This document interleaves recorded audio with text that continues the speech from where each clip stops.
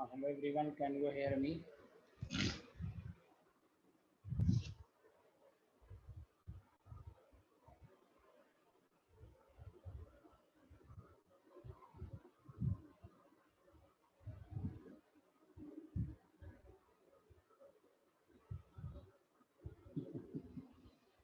अच्छा खसफिल साहब, आपको ये नहीं पता चला।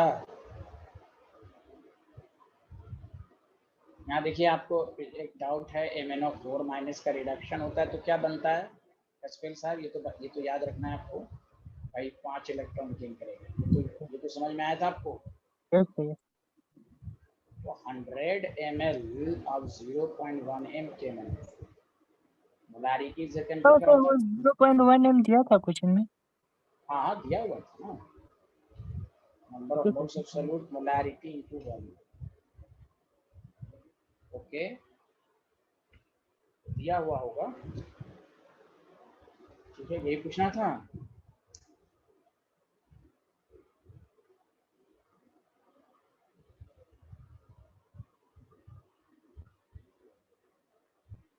ठीक है, चलिए। तो हम लोग ने इलेक्ट्रोलिसिस पर न्यूमेरिकल किया, पहला पार्ट किया, in terms of charge required. सबको समझ में आ रहा है कि नहीं? Hello everyone. तो आपने 1 मोल पर 1 F होता है तो इतने मोल पर क्या होता है। आज हम सेकंड पार्ट की न्यूमेरिकल को करेंगे। क्वेश्चन लिखिए, an aqueous solution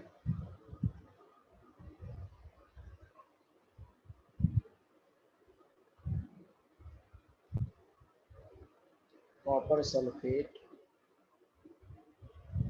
is electrolyzed with platinum electrode using 5 ampere of current for 10 minutes.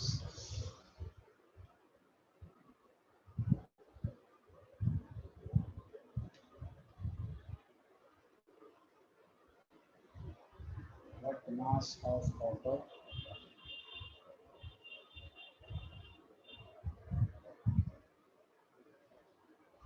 deposited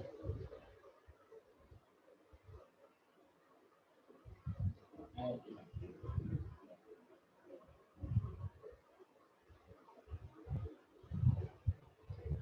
देखिए, हम शुरू के 2 क्वेश्चन को हम 2 मेथड से करेंगे, क्योंकि आपको बोर्ड लेवल पर CBSE बोर्ड में जो क्वेश्चन आएगा उसको आप शॉर्टकट से नहीं कर सकते, इसलिए 2 मेथड में सिखाऊंगा। सब कुछ पहले क्वेश्चन लिख लिया तो बताइए सारे।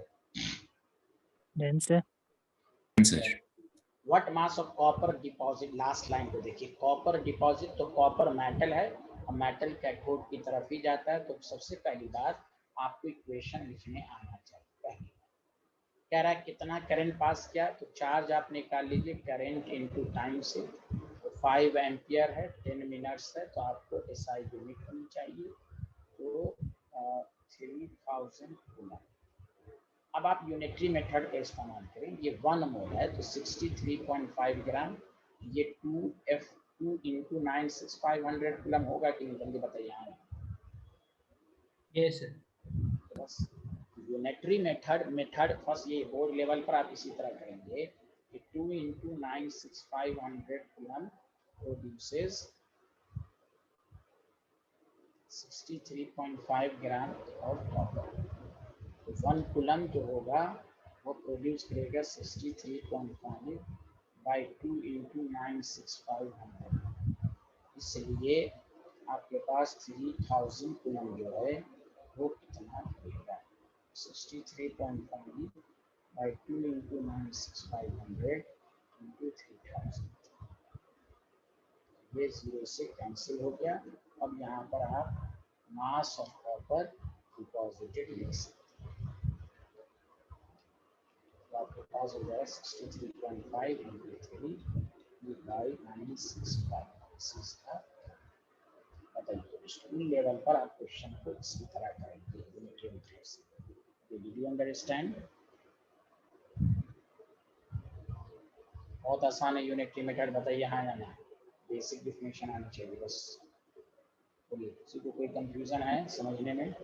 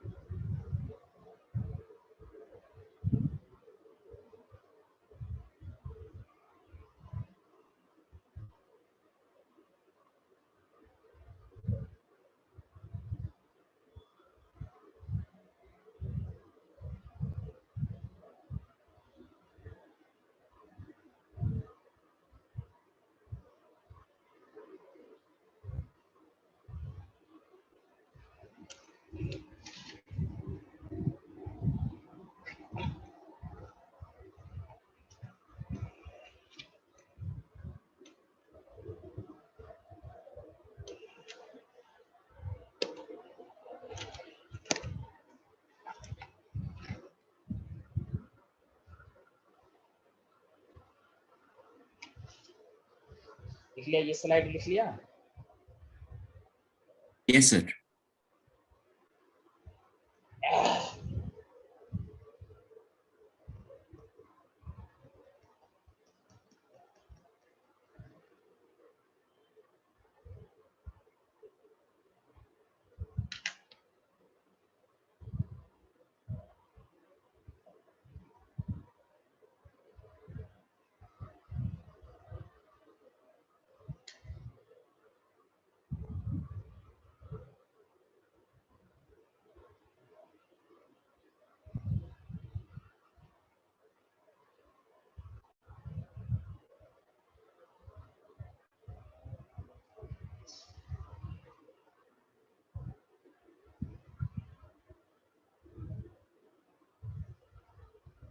Has everyone completed this slide?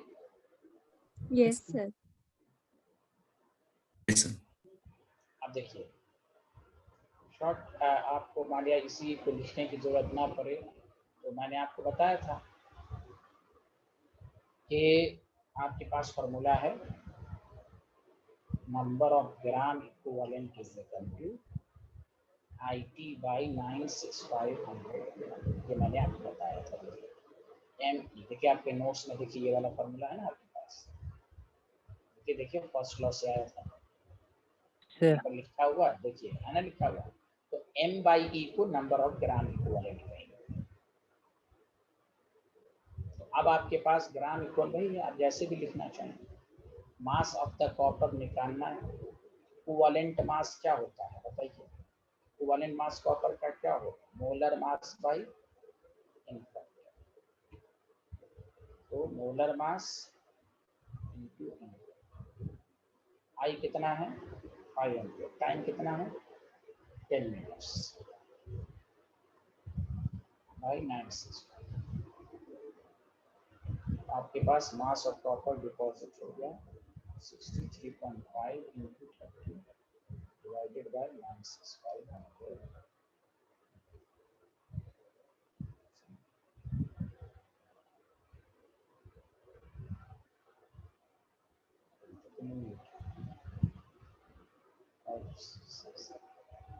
यहाँ पर क्या था?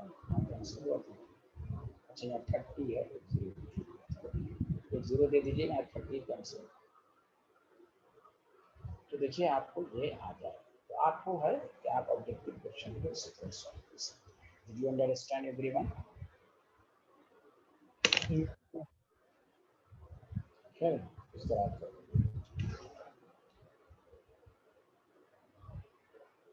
मास निकालने आ जाएगा कि नहीं सबको जल्दी बताइए। Yes sir.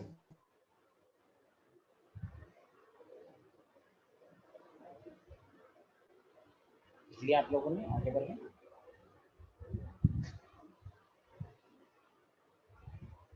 इस क्वेश्चन को आप शॉर्टकट से सॉल्व कर दीजिए, ठीक है?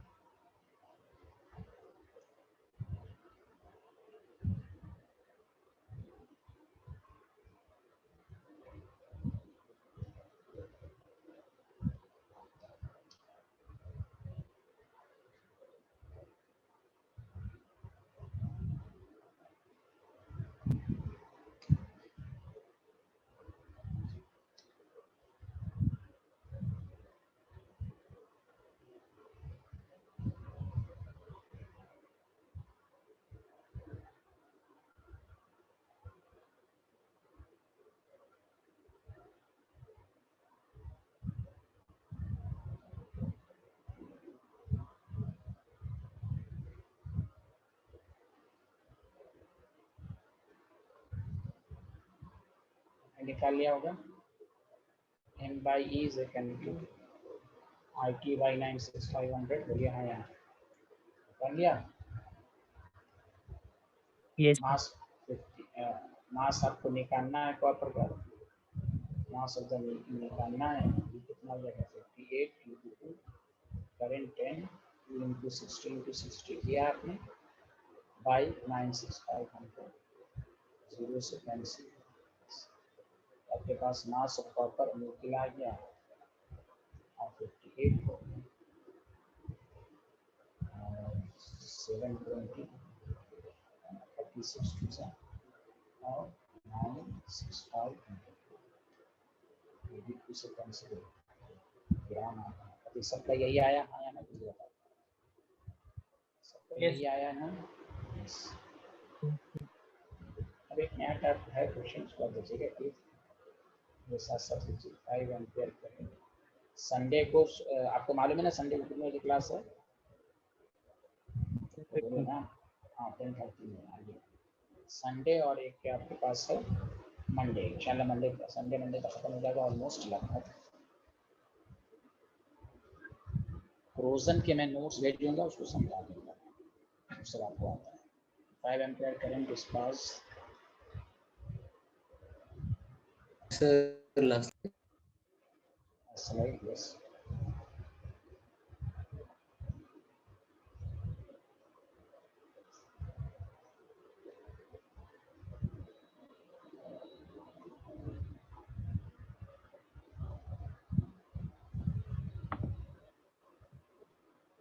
Yes, sir. first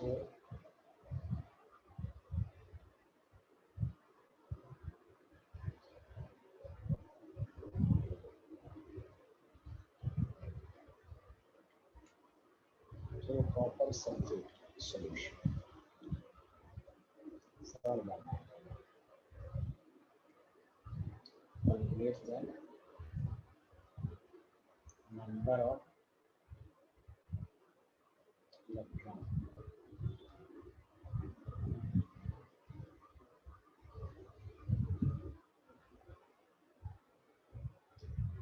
passing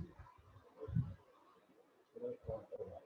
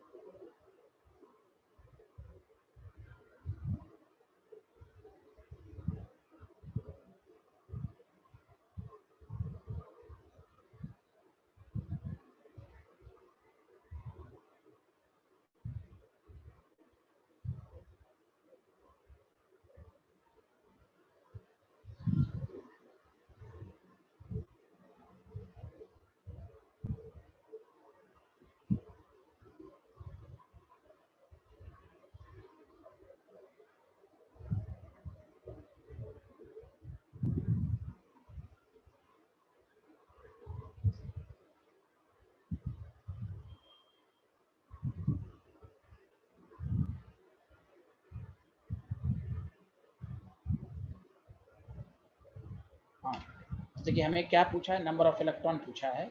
पहला काम तो Q second to current into time से 5 इंटू 1 आवर का मतलब 60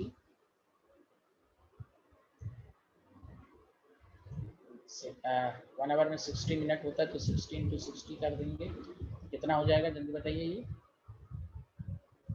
108 कितना हो जाएगा? 1800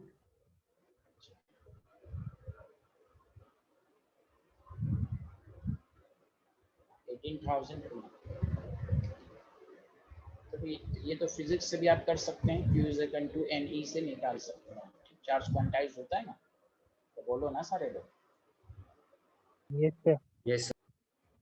लेकिन क्योंकि केमिस्ट्री में आएगा तो आप फैराडेज लॉ से करेंगे, तो मैं इसलिए कहा था क्या फंडा याद रखें कि 96500 ग्राम 1 मोल ऑफ इलेक्ट्रॉन का चार्ज है। क्योंकि यहाँ नंबर पूछा है तो मोल को नंबर से रिलेट कर दो ये 96500 कूलम चाहिए तो इलेक्ट्रॉन कितना पास होगा, इतना। क्या मैंने सही कहा? 1 कूलम चार्ज पास करने के लिए हमें कितने इलेक्ट्रॉन की जरूरत होगी?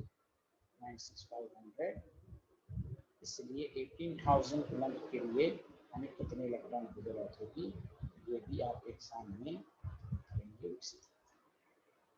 सबको समझ में आया? हाँ या ना? हाँ या ना? तो Yes, sir. हाँ, नंबर ऑफ इलेक्ट्रॉन आप इस तरह चेक करके लिखेंगे।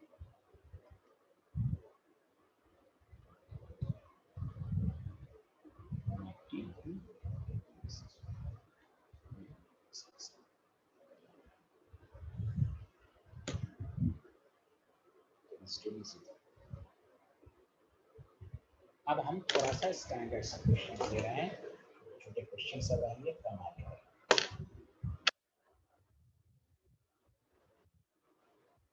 Hello Manas Vinisha, how are you? बढ़िया सर। बढ़िया सर, ठीक है। कहाँ से आपको ये क्वेश्चन लिख लिया था आपने? Yes sir. Thank you. Sunday को आ रहे हैं ना आप? संडे को क्लास है, आ रहे हैं ना आप संडे में? यस सर, मैं था। संडे भी आना है आपको?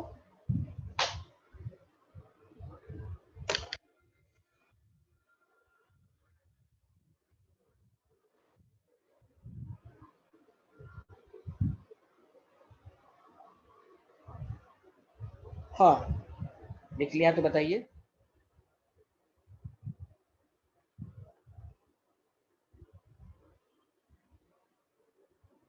Done sir.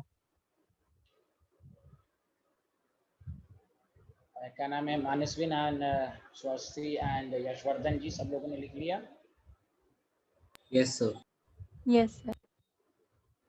अब ये थोड़ा सा अच्छे क्वेश्चन पर कि मास वगैरह, मैं हर तरह का क्वेश्चन एक एक करवा देता हूँ कि आपको क्वेश्चन जब तक आए उसके बेसिस पर, ताकि मास डिपॉजिट निकालना सीख लिया, कितना इलेक्ट्रॉन पास होगा वो निकालना सीख लिया, दोनों मेथड से।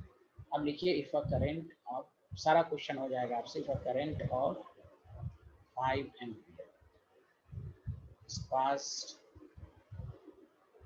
through an aqueous solution of CuCl for 9.65 second. अब आपसे पूछ रहा है what volume of gas is liberated at electron। Question को लिखिए।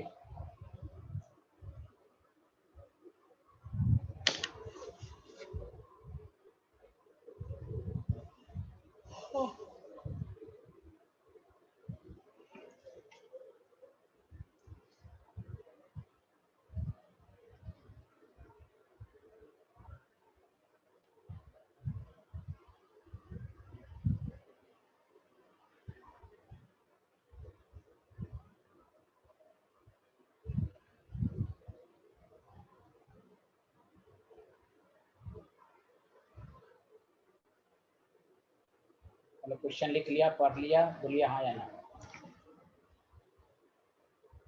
बोलिए बोलिए।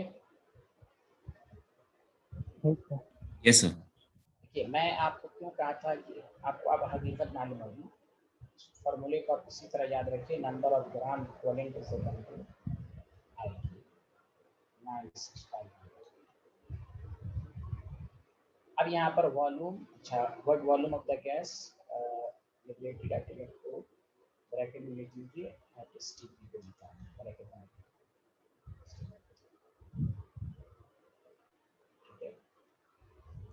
क्लोरीन गैस है तो आपको मालूम है क्लोरीन एनोड पर जो क्लोरीन गैस ही बनेगा Cl2+2।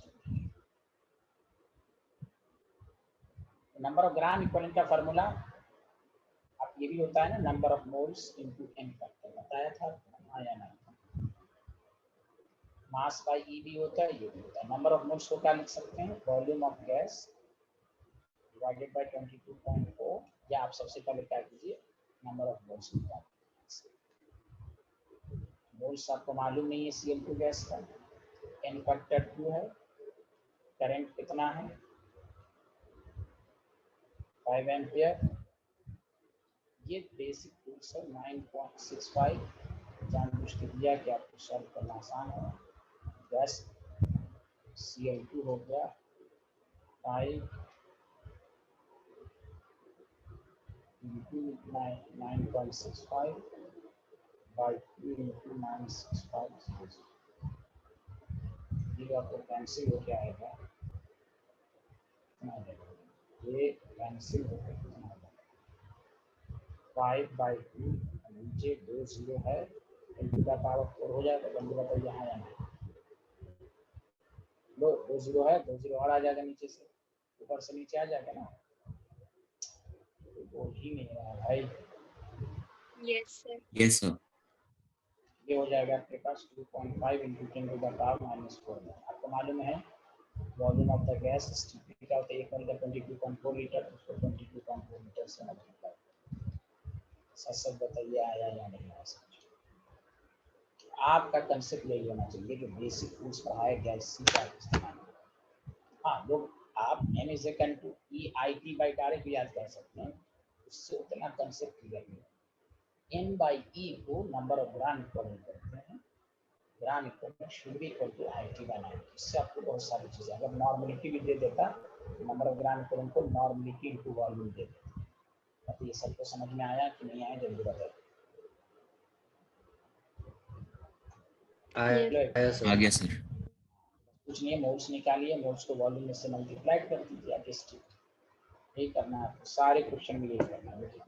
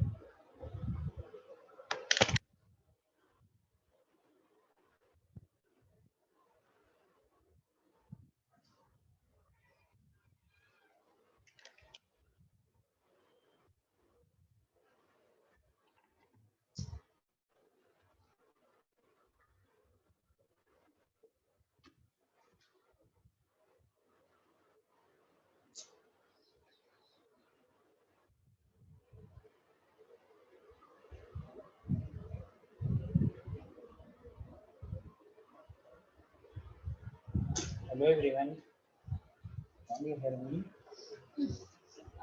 Done, sir. Yes, done, very good, thank you.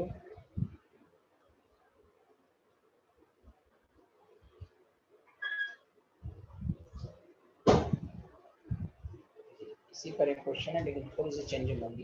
1000 ampere current is passing through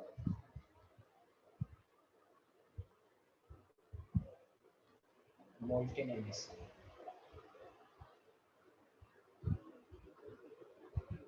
using platinum metal।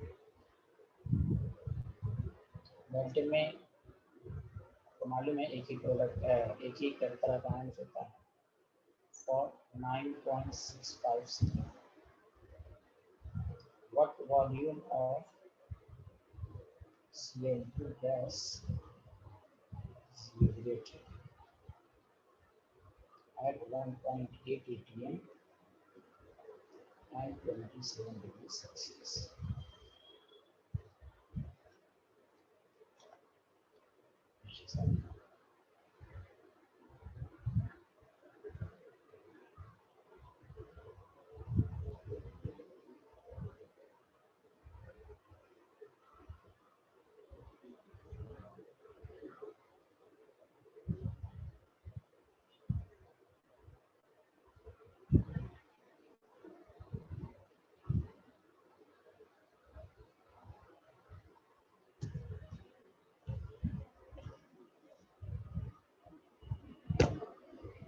बोलिए, लिख लिया?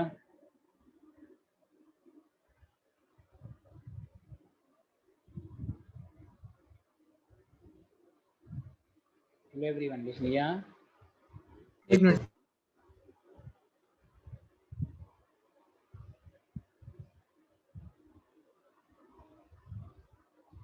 Done sir.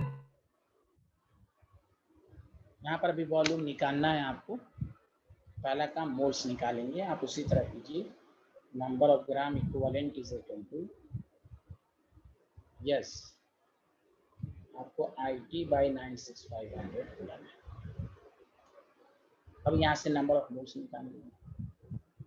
एन फैक्टर कितना होगा? जो 1000 एम्पियर है, 9.65 है, डिवाइडेड बाई 965 है, तो number of moles of Cl2 जो हो जाएगा, तो आपके पास ये 9650 आ जाएगा, डिवाइडेड बाई 96500, ये 0 से cancel. Number of moles of Cl2 कितना हो गया? 1/20, यही तो आएगा। बोलिए हाँ या ना? Yes, sir. बोलिए। क्योंकि यहाँ STP की कंडीशन नहीं, तो 11th में आपको बताया था PV is equal to nRT। याद है वो लम्हा आपको? अरे वो लम्हा याद है? Yes. Yes sir. Yes, sir. ये है, कुछ है ही नहीं है। क्वेश्चन को समझिए आप, सरल क्वेश्चन से आपको पता जाएगा।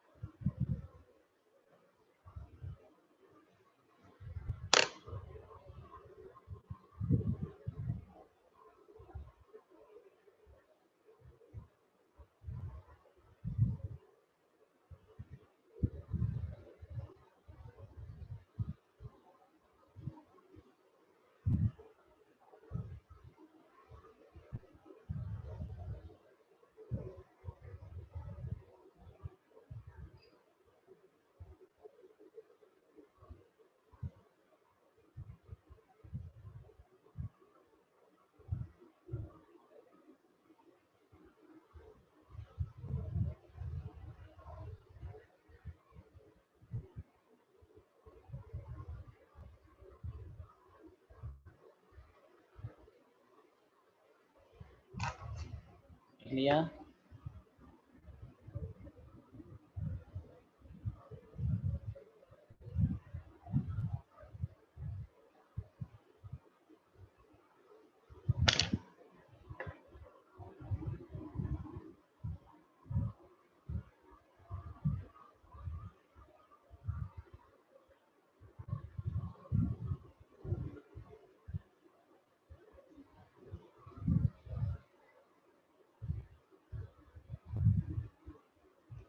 बोलिए ना, लिख लिया?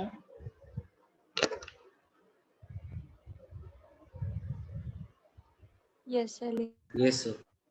ये आपके पास हो गया वॉल्यूम। अब हम एक नया टाइप का क्वेश्चन दे रहे हैं कि अगर आपको एनोड की इंफॉर्मेशन दे दे, अब तक था मास वगैरह साफ नहीं निकाल दिया वॉल्यूम, अब आपको क्या दे देगा कि आपको दे देगा कि भाई एनोड का इंफॉर्मेशन है, कैथोड का दे दे, निकालने को कहेगा, कैथोड का देकर एनोड का देगा।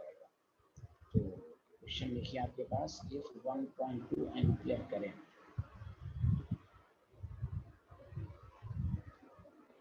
is passed through a solution of NaOH4 for 9.65 minutes. The volume of gas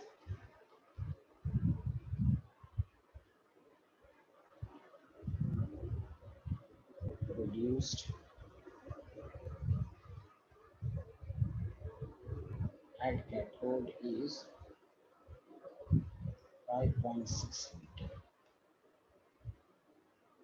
Calculate the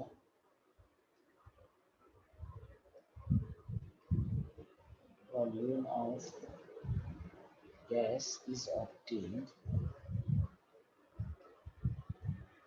at inlet.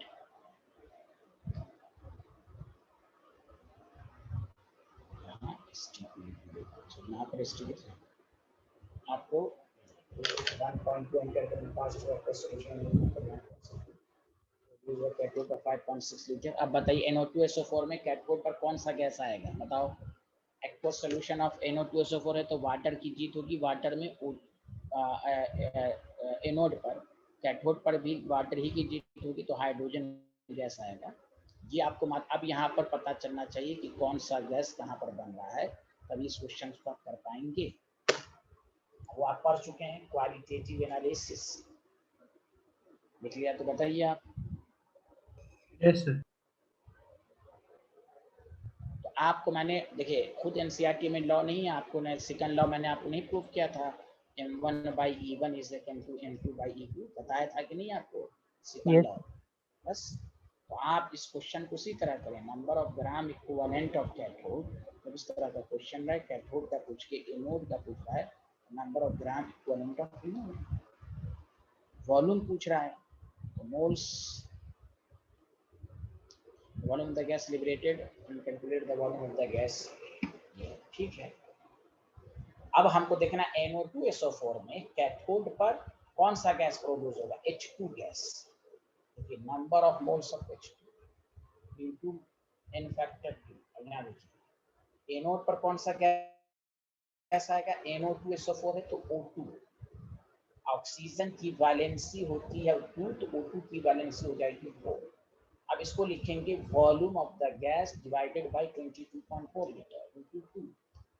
यहाँ पे लिखेंगे वॉल्यूम ऑफ गैस निकालना है by 22.4 into 4। This is the answer, this is आसान। अरे बोलिए ना, आसान नहीं है।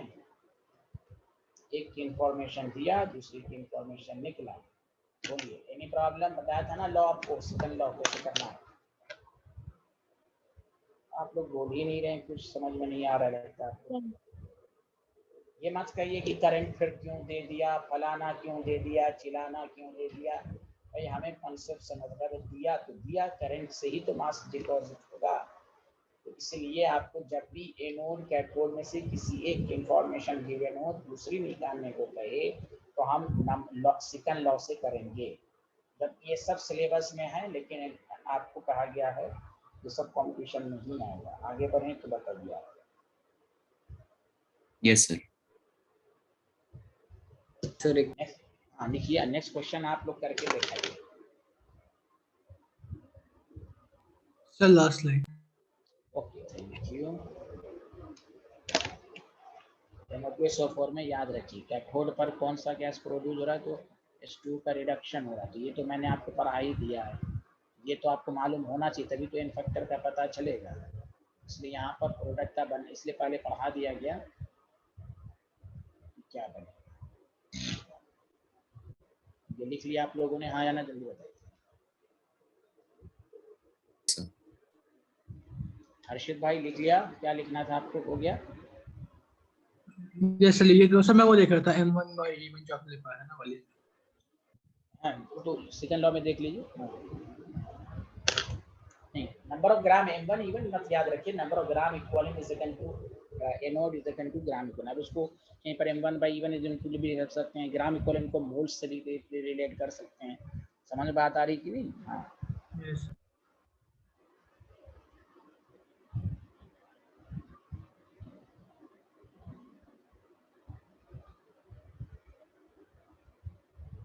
Done sir.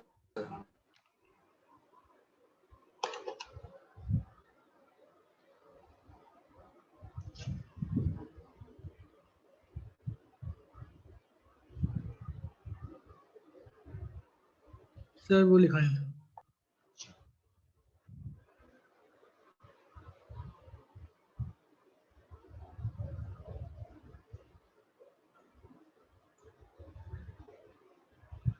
Done sir.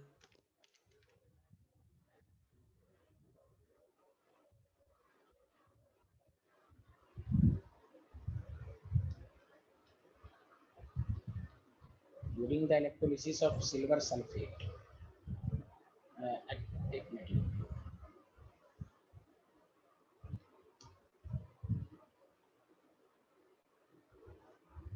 aqueous solution of silver sulfate, Ag equals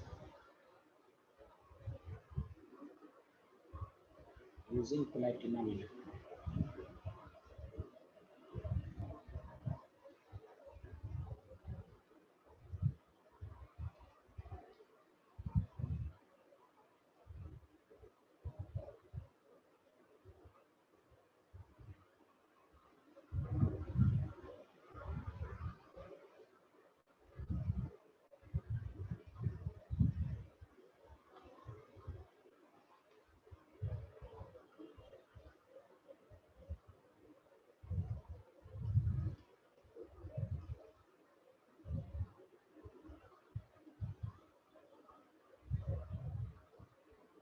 ये अपने से कर लेंगे, जल्दी बना लीजिए। सिल्वर का एटॉमिक मास 108 होता है, सिल्वर का एटॉमिक मास 108।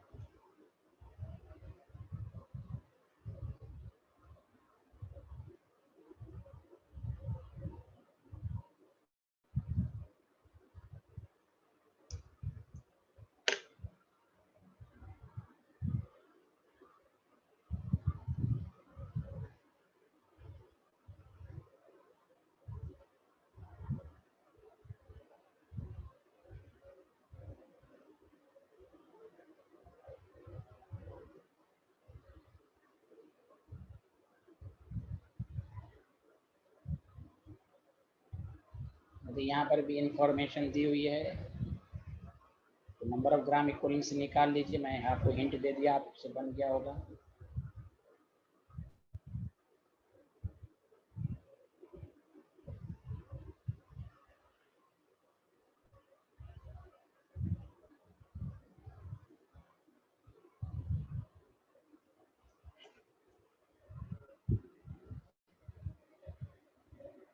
यस, तो खसपेल का मानस जोशी का आंसर गुड। अब यहाँ देखें सारे लोग, तो नंबर ऑफ सोचती आपको आ रहा है समझ में, माइनस विन सबको आ रहा है। Number of aqueous solution of silver solute का ये करंट ऑफ इतना O2 है, ठीक है। Gram of component of O2, number of gram component of silver. Moles है इसका मास आपको दिया हुआ, given mass by molar mass in factor 4। हमें कह रहा है mass of silver Ag, moles given mass Ag का मोलर मास एन फैक्टर कितना होगा 1, Ag पर +1 होता है ना, जितना चार्ज उतना ही एन फैक्टर होगा, तो Mag यहाँ से निकल जाएगा 4 8 सा, तो 1 बाई ये हो जाएगा कितना हो जाएगा m is equal to 108 into 16 by 8 into 10,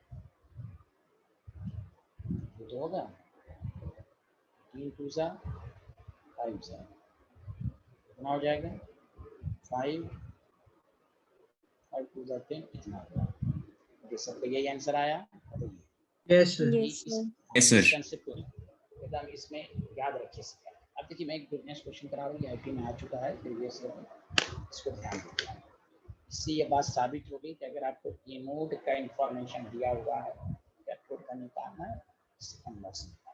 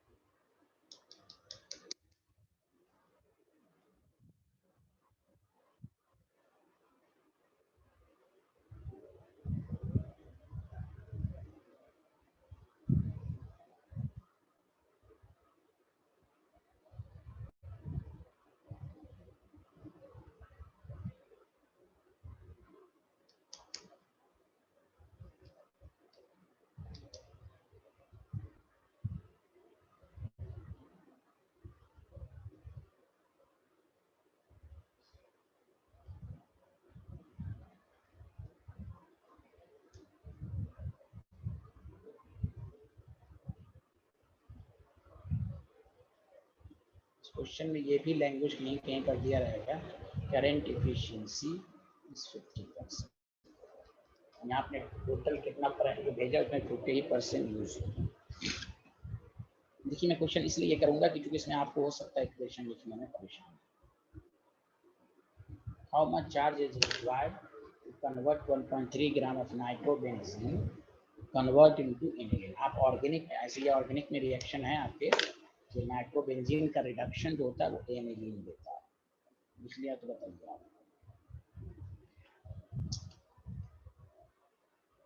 done sir. देखिए सारे लोग ध्यान दीजिए, आप इसको कैसे, मान लीजिए आपको इक्वेशन नहीं लिखने आ रही है तो आप कैसे करेंगे। देखिए आपके पास ये तो है ना भाई, नाइट्रोबेंजीन को हम इस तरह लिख सकते हैं, हाँ या ना, जल्दी बताइए।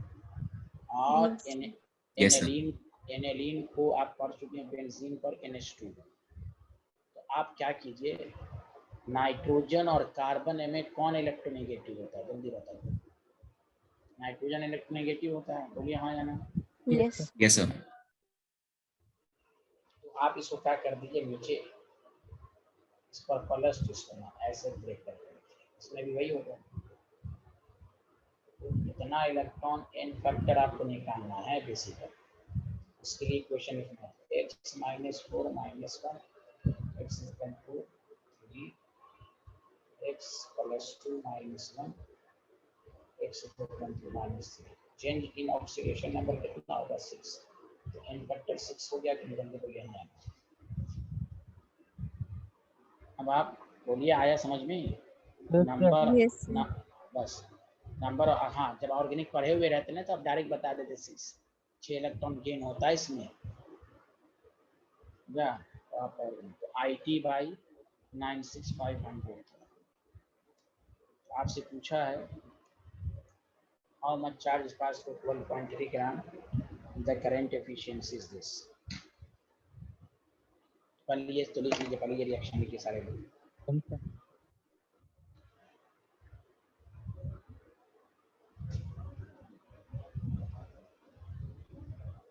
लिख लिया।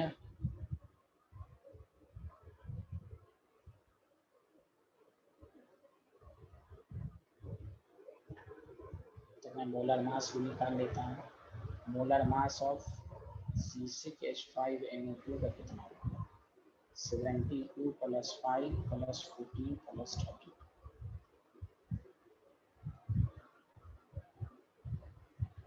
123 लिख लीजिए।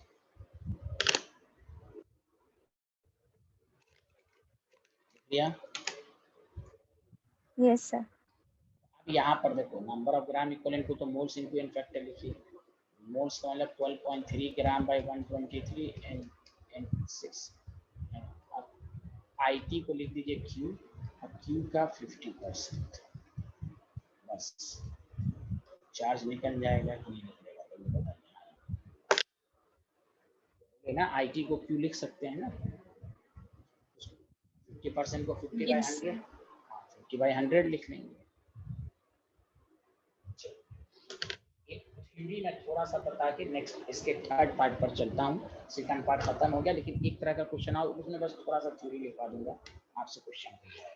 उसको सॉल्व करने कितना आ रहा है देखिए जो भी है।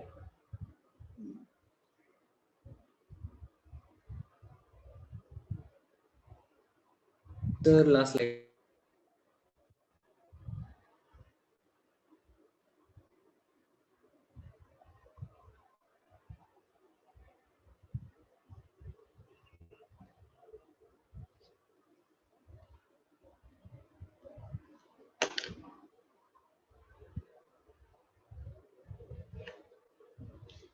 अब नए पार्ट में देखिए, एक चीज पढ़ के नया पार्ट शुरू कर रहा हूँ। नए पार्ट में तो कुछ है ही नहीं, पीछे का नई चीज आएगी इस चैप्टर में, लास्ट पार्ट है।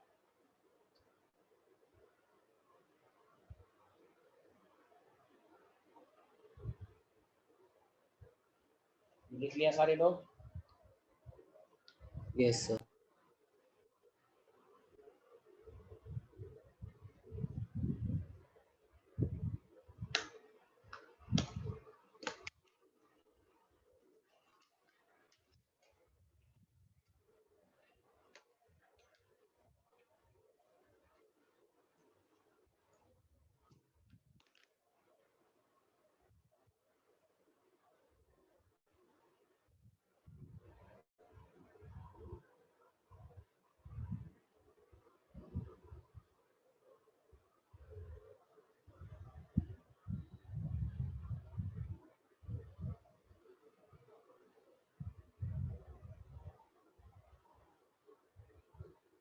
Done, sir.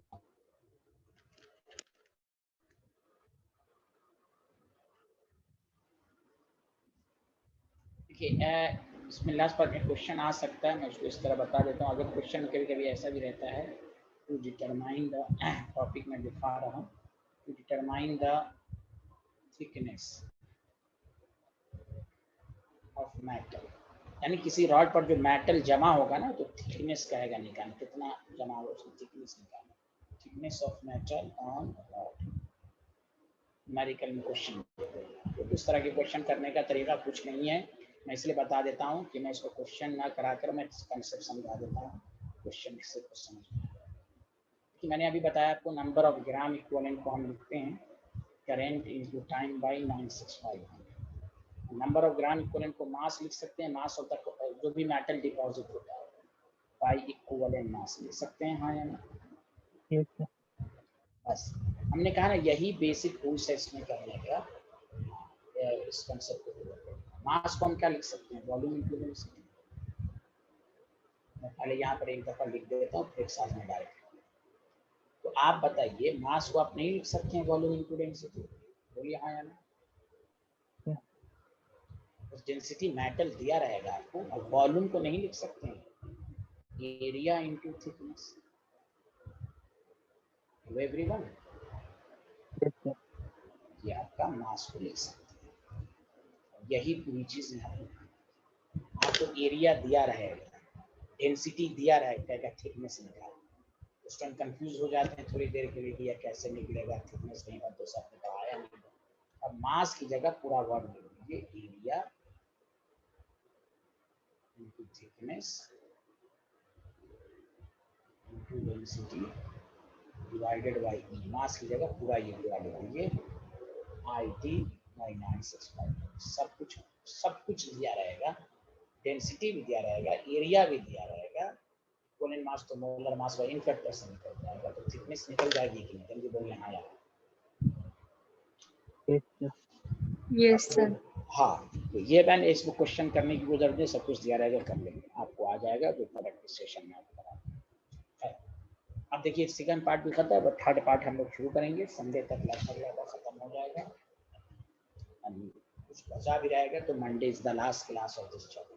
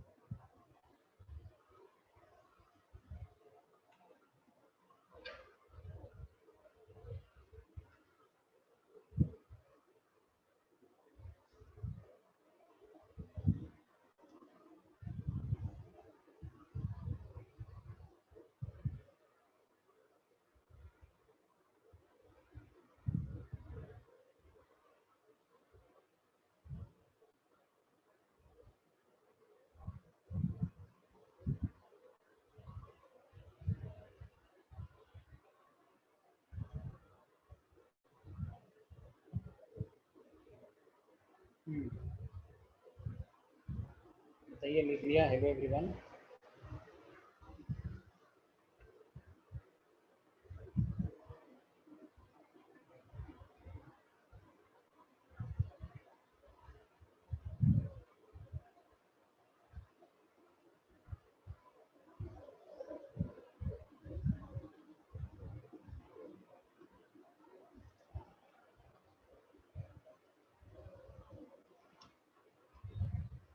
चलिए तीसरा पार्ट का टॉपिक है इलेक्ट्रोलाइटिक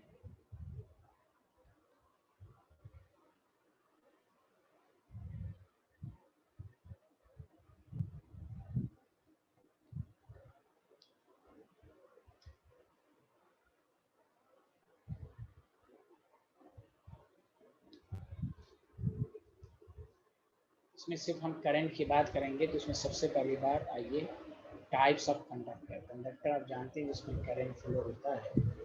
केमिस्ट्री में कंडक्टर दो तरह का होता है, दोनों के बीच में ये लाइन ड्रॉ करना है। एक होता है मेटालिक कंडक्टर जो अपर्चर करते हैं, तो उसमें डिफरेंसेस के बेसिस पर पॉइंट पूछा जाता है। और एक होता है इलेक्ट्रोलाइटिक कंडक्टर, जो आप इसमें पढ़ेंगे। दोनों में करंट फ्लो होगा। यहाँ जो बातें होंगी, करंट इज फ्लोइंग, बहुत आसान है, जल्दी जल्दी लिखिए। वहाँ समझने की बातें होंगी, flowing due to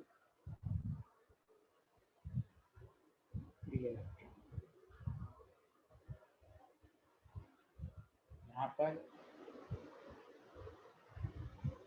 current is flowing due to movement of ion.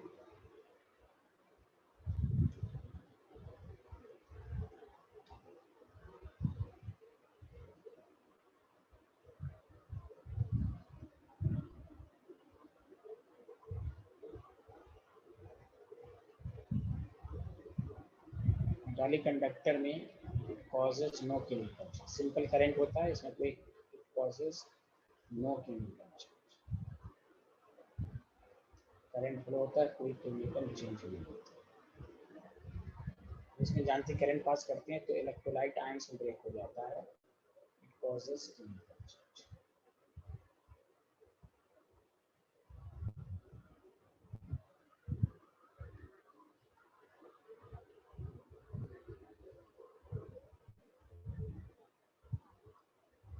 No chemical change का मतलब ये भी हुआ, no transfer of matter takes place, matter का कोई ट्रांसफर नहीं होगा, matter takes place.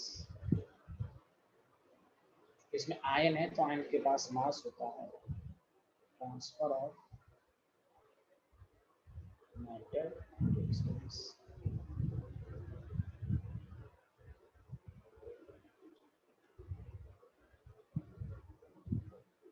Last point, conductivity आपसे पूछा जाएगा किसकी हाई है किसकी लो। तो आपको मालूम है फ्री इलेक्ट्रॉन की मोबिलिटी ज़्यादा, आयंस भारी होता है, इसलिए याद रखिए। इसके नीचे लिखिएगा चौथा पॉइंट, कंडक्टिविटी इज हाई, इसमें हाई होता है क्योंकि इलेक्ट्रॉन फ्रीली मूव करता है। इसमें चूंकि आयंस है, कंडक्टिविटी इज, ये मैंने जानबूझ के बता दिया कि आपको पूछ सकता है।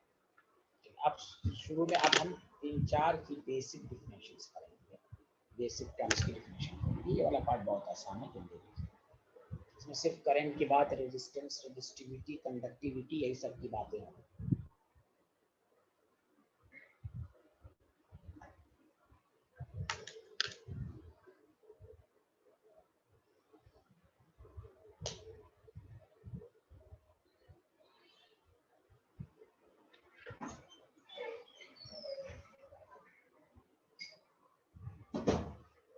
लिख लिया आपने? Yes, sir.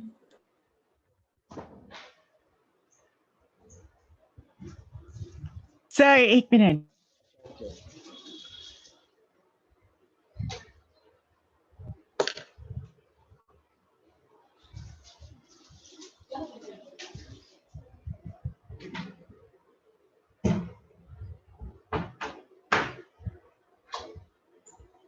Done, sir. आप सुनिए, अब देखिए जो टर्म्स सब हैं वो बहुत ही आसान है। जैसे पहला टर्म आप फिजिक्स में भी करंट शुरू हो जाएगा, कंडक्टेंस। इसको केमिस्ट्री में हम जी से डिनोट करें। मालूम है it is reciprocal of resistance, मालूम है ना आपको? Is the reciprocal of resistance, में न्यूमेरिकल सवाल रेसिप्रोकल ऑफ रेजिस्टेंस। देखिए उम्मीद है समझे तक खत्म हो जाए। देखिए जी इज इक्वल टू 1/, हाँ इसकी यूनिट जो होती है ओम पर -1, तो एच पे -1, तो मोह कह देते हैं। पर ओम को सीमेन भी कहते हैं। हाँ फिजिक्स में शायद सीमेन नहीं होगा, यहाँ सीमेन। नहीं बात आई, हाँ ना जल्दी बताइए सामने।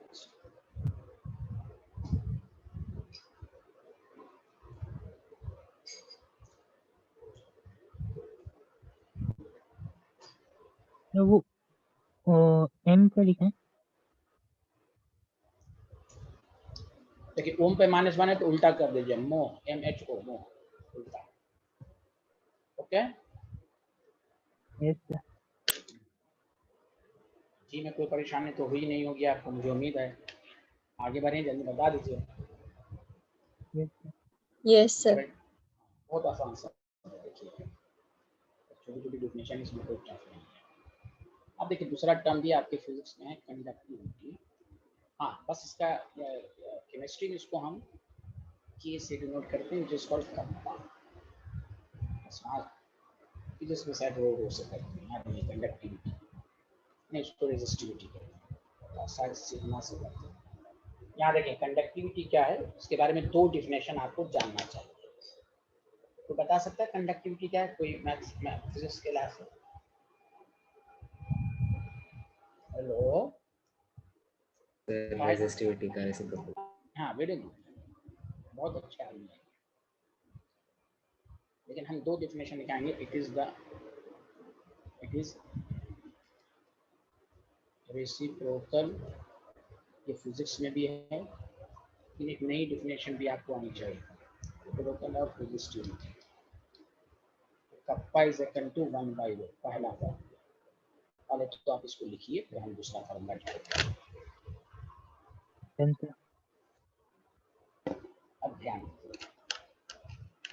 बहुत अच्छे से ध्यान दीजिएगा। ये तो 9th-10th में आप पढ़ा होगा, R is equal to rho L/A होता है, तो rho is equal to R into A/L हो जाएगा कि नहीं, जल्दी बदल यहाँ जाना। Yes, sir. Yes sir. तो देखिए मैं जो नेक्स्ट फार्मूला ड्राइव कर रहा हूँ, और से सुनिए, लिखिएगा नहीं, 1/ρ 1/R इंटू A/L। तो द कप्पा का नेक्स्ट फार्मूला हो जाएगा 1/, ये फिजिक्स में शायद नहीं होगा, A/A। Kappa is also written as 1/R conductance, और L/A को सेल कांस्टेंट कहते हैं, जो फिजिक्स के फॉर्म में नहीं है। फिजिक्स में 1/ρ है बस। क्यों नहीं होगा, मैं उसकी वजह बता रहा हूँ कि सारे लोग सुनिए कि आप फिजिक्स में जो करंट एनालाइज करते हैं वो प्योर सेमीकंडक्टर में, प्योर मेटल में, इंसुलेटर में। हम जो यहाँ करंट एनालाइज कर रहे हैं इलेक्ट्रोलाइट सॉल्यूशन के, तो मतलब L और A क्या है, इसको हम सेल कांस्टेंट कहते हैं। वो हम अभी टॉपिक पढ़ा रहे हैं आपको, वो हम पढ़ाएंगे। सेल कांस्टेंट को अभी भूल जाइए, L/A याद रखिए, सेल कांस्टेंट पढ़ाएंगे हम। इस वाले पार्ट में एनालाइज कर रहे हैं current through the solution electrolytic solution. Physics में जो आप पढ़ते हैं वहां आप एनालाइज करते हैं कंडक्टर, प्योर सॉलिड के अंदर। खैर, अब हम एक डिफिनेशन, पहले यहाँ तक लिखिए, फिर हम इसको दूसरे फॉर्म में लिखेंगे। Done sir. अब देखिए, तो लिख लिया कि नहीं लिखा, सारे लोग बताइए हाँ या ना।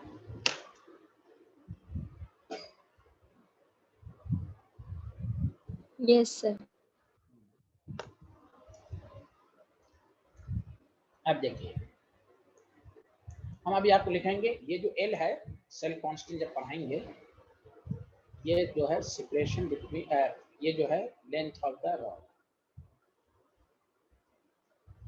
या आप distance between 2 electrode.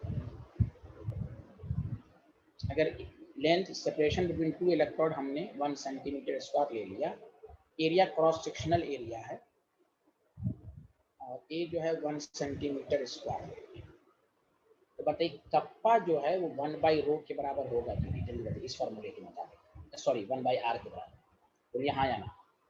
Yes, sir. अरे यार बोलिए ना, सारे लोग बोलिए हेलो एवरीवन। तो याद रखिए, कप्पा की एक डिफिनेशन होती है रेसिप्रोकल ऑफ रेजिस्टिविटी, और एक डिफिनेशन नीचे मेरे साथ साथ लिखिए, it is defined as conductance of unit volume.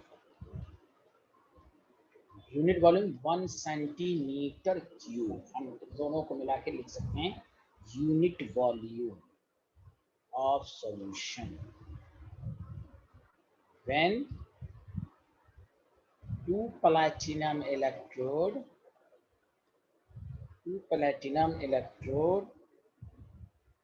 are placed at a distance of 1 centimeter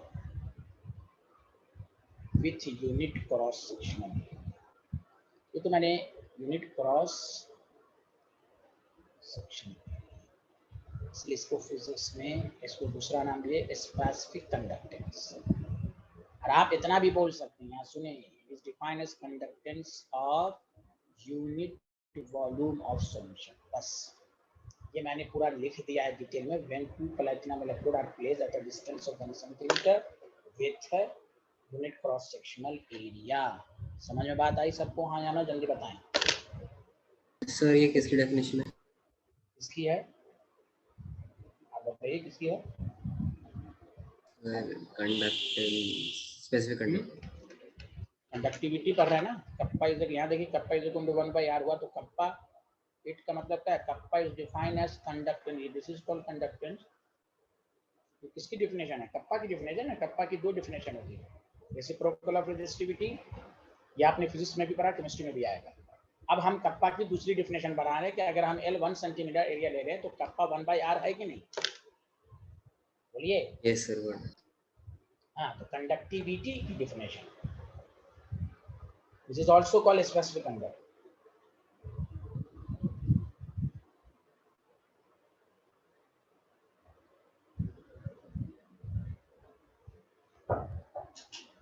तो कंडक्टिविटी कोई स्पेसिफिक, हाँ, इसी वजह से, यही डेफिनेशन की वजह से हम कंडक्टिविटी का दूसरा नाम क्या बोलते हैं? जल्दी बताइए। Specific conductance. आप कुछ बोल रहे थे क्या? खसकल कुछ बोल रहे थे, यही बोल रहे थे, क्या बोल रहे थे? हाँ, दिस डेफिनेशन आप सुनिए, शॉर्ट फॉर्म में कहेंगे conductivity is defined as conductance of unit volume of solution. Unit volume यानी यूनिट वॉल्यूम, यानी ये मान लीजिए यूनिट वॉल्यूम, इसमें जितना कंडक्टिंग पावर होगी वही कंडक्टिविटी कहलाएगी। समझ में बात आई?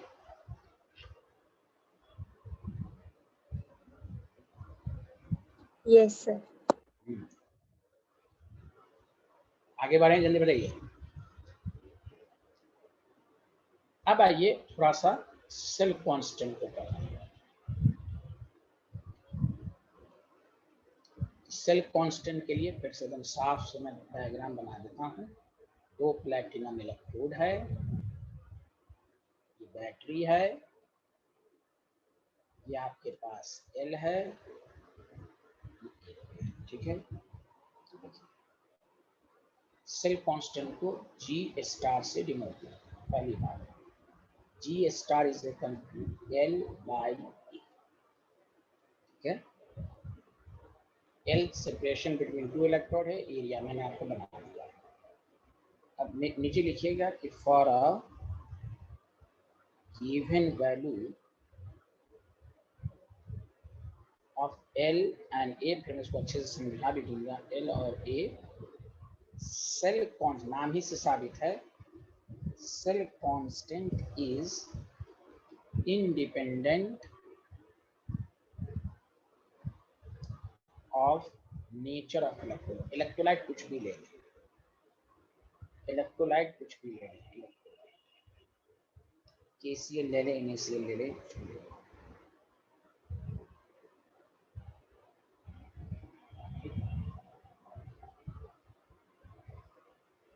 सुनिए, एक मिनट सुनिए सारे लोग।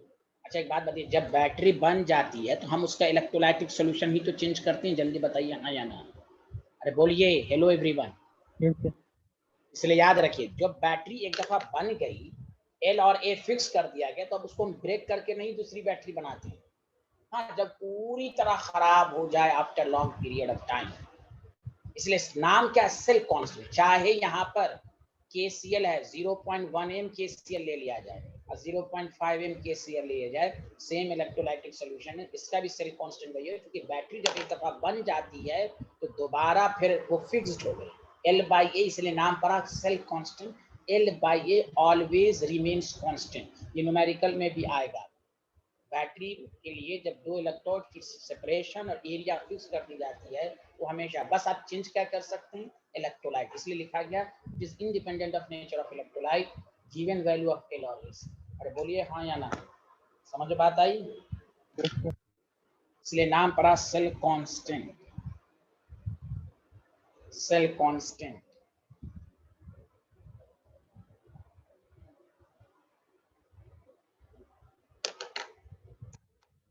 लिख लिया तो बताइए।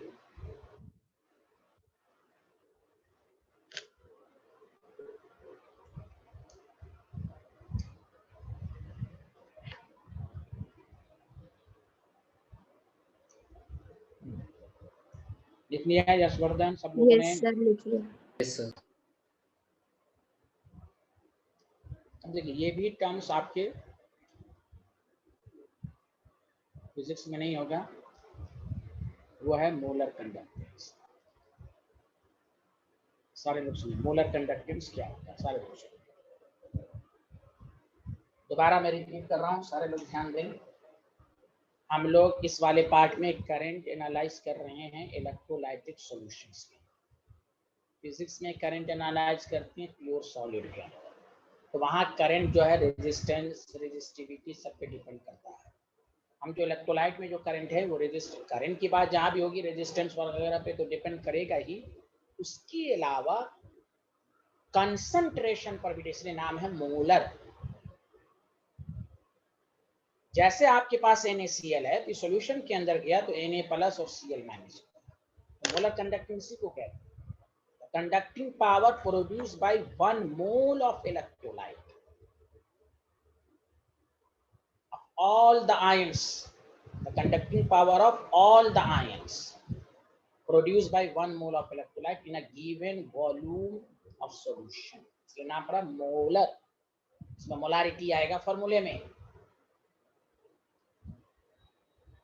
याद रखिए। इसलिए आपको पूछा भी जाएगा ऑर्डर में, जो आपको क्वेश्चन में कराऊंगा, 1 mkcl है, 2 mkcl है, पूछा जाएगा बताओ किसका मोलर कंडक्टेंस ज्यादा होने का मतलब किसमें कंडक्टिंग पावर ज्यादा है। कंडक्टिंग पावर जब भी मैं आज से लेकर संडे तक बोलूं what does mean by the conducting power, तो conducting power means how any ion can easily migrate, जितना इजीली माइग्रेट करेगा करंट ज्यादा होगा। तो आपसे पूछेगा किसका मोलर कंडक्टेंस ज्यादा है, किसमें करंट ज्यादा है, तो आप कहेंगे 1 mkcl, क्योंकि ये भीड़ हो गई। 2 mkcl सॉल्यूशन इज डाइल्यूटेड, यहाँ कंसंट्रेशन कम है, इजीली माइग्रेट करेगा। यहाँ बाजार मार्केट वाली भीड़ हो गई। अब भीड़ जब होती है तो इजीली माइग्रेशन नहीं करता है। क्या मैं सही कह रहा हूँ हाँ या ना, जल्दी बताएं। Yes, sir. तो यहाँ जो कंडक्टिंग पावर हुई मोलर कंडक्टेंस का ऑर्डर आता क्या है, आएगा ही, पूछ चुका है कि right the order of molar conductance. Molar conductance order का मतलब conducting power. Conducting power means how any ions can easily migrate. तो मोलर कंडक्टेंस यहाँ पर रेजिस्टेंस, रेजिस्टिविटी तो है ही है, उसके अलावा कंसंट्रेशन पर भी डिपेंड करता है। इसलिए ये वाला टॉपिक आपके एससी वर्मा में है फिजिक्स में, बाकी में नहीं है, एससी वर्मा में है। अरे बोलिए ना भाई, हेलो एवरीवन। एससी वर्मा में कुछ देखिए फ्राइडेज लॉ भी होगा उसमें। तो नीचे लिखिए the conducting power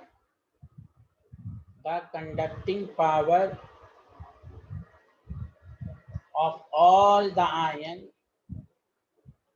produced by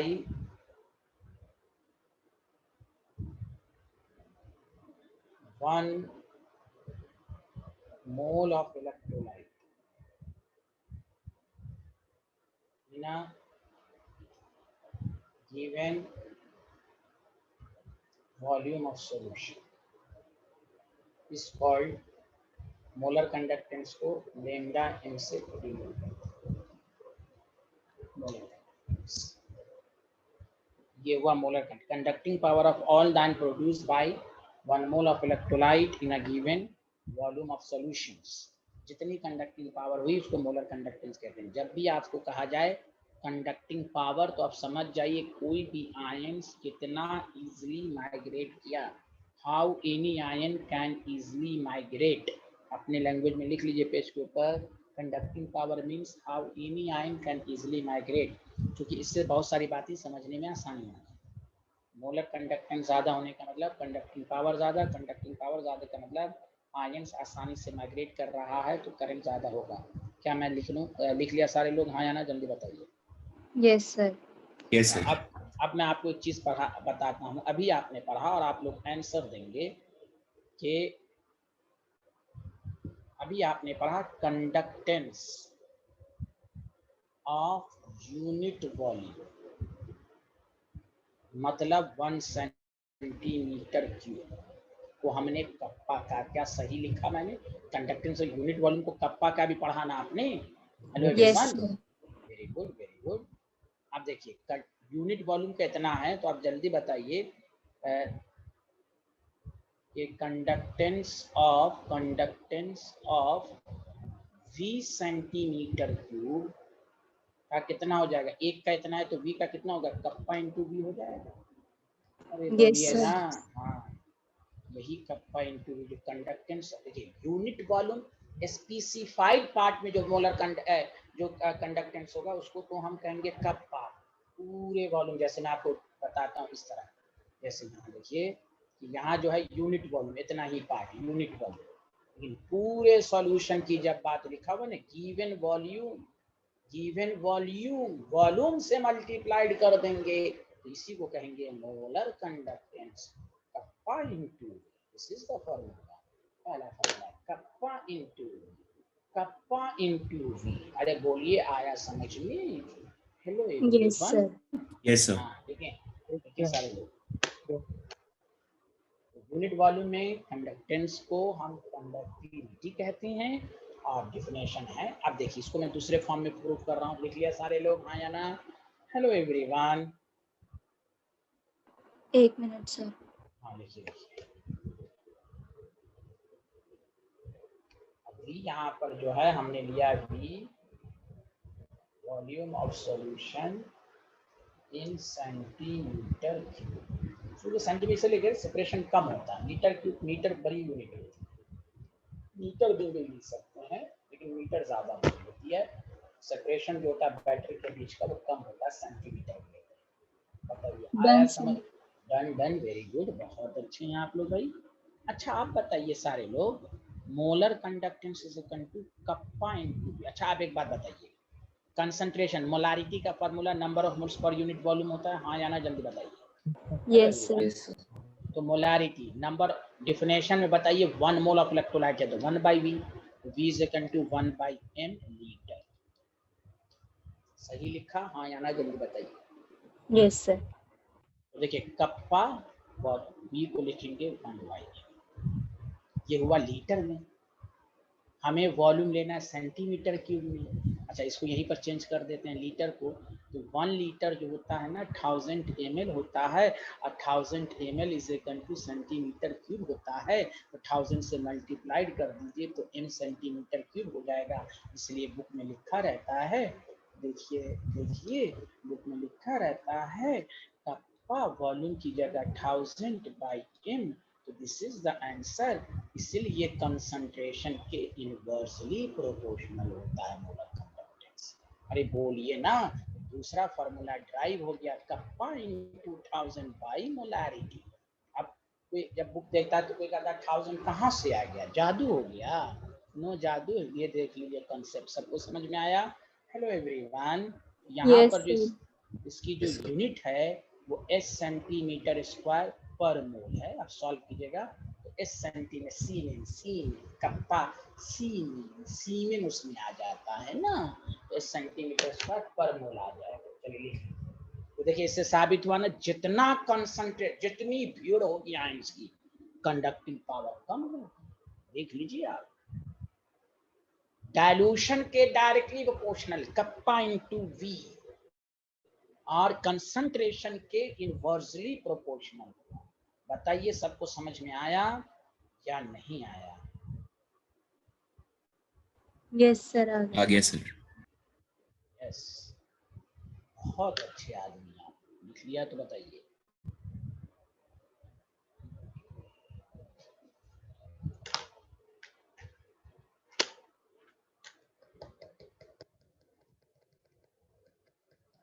Done. Everyone done? Yes, sir. Yes Yes. Sir. Thank you. अब सुनिए, एक लाइन लिख के छुट्टी दूंगा मैं। देखिए, अब ये जो इम्पोर्टेंट बातें हैं यहाँ पर, पहले मैं फैक्टर लिखवाऊंगा, फिर क्वेश्चन सॉल्विंग ट्रिक्स दूंगा। जैसे आपको मैंने स्टेबिलिटी का बहुत सारा क्राइटेरिया बताया था रेजोनेंस में, तो बताया था कि इट मस्ट बी सीक्वेंस में। उसी तरह मोलर कंडक्शन बहुत सारी बातों पर डिपेंड करता है, लेकिन हमें फैक्टर को सीक्वेंस में याद रखना। पहले मैं फैक्टर लिखवाऊंगा, एक फैक्टर करके मैं छुट्टी दूंगा।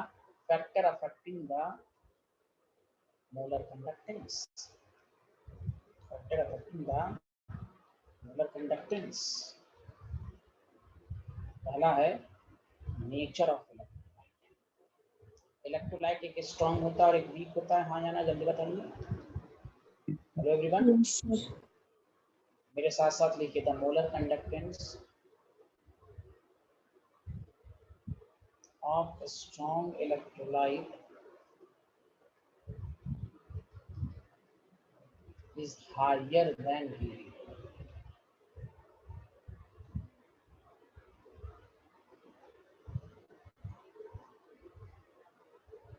ये कंडीशन है at same concentration, concentration same रहना चाहिए। क्यों ऐसा होता है? Because strong electrolyte is complete, जब कंप्लीटली डिसोसिएटेड होगा तो कंडक्टिंग पावर आसानी ज्यादा होगा, इजीली मैग्नेटिक है। Because strong electrolyte is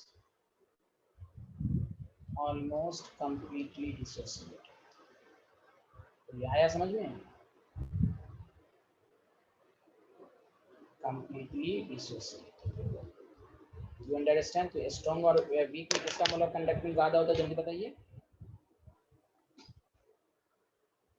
strong electrolyte. Yes, क्योंकि पूरी तरह डिसोसिएट होता है, आयंस में ब्रेक हो जाता है, इजीली माइग्रेट करेगा। वीक इलेक्ट्रोलाइट जो है वो पार्शियली डिसोसिएटेड है, इजीली माइग्रेट नहीं करेगा। Did you understand everyone? बताइए hello everyone. Yes sir. Yes, sir. चलिए, ओके, बाय बाय, संडे मुलाकात होगी। Thank you very much.